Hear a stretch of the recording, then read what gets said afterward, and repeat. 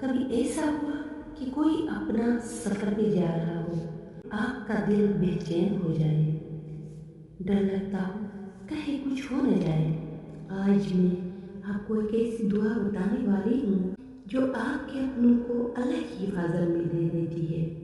ایک چھوٹی سی دعا لیکن اثر بہت بڑا۔ رکیے، اگر آپ کا کوئی اپنا سفر پر جا رہا ہے تو بنا یہ دعا پڑھے اسے رخصت نہ کرے۔ یہ وہ دعا ہے جو نبی صلی اللہ علیہ وآلہ وسلم نے سکھائی، جو اللہ کی حفاظت کا وعدہ دلاتی ہے۔ ایک صحابی سفر پر جا رہا تھا۔ رخصتی کے وقت انہیں ایک دعا سکھائی گئی، ایسی دعا جو آج تک ہر مسلمان کے لیے رحمت ہے۔ کیا آپ جانتے ہیں وہ دعا کیا ہے؟ سفر پر جا رہے ہو، یہ دعا ضروری پڑھ لو۔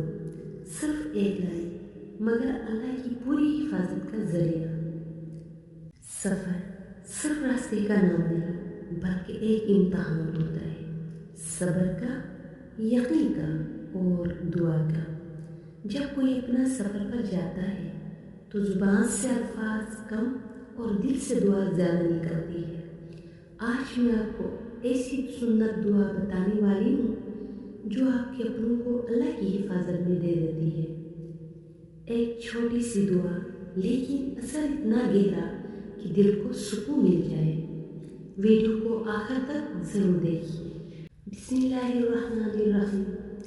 استودعکم اللہ الذی لا تضیع ودائعہ۔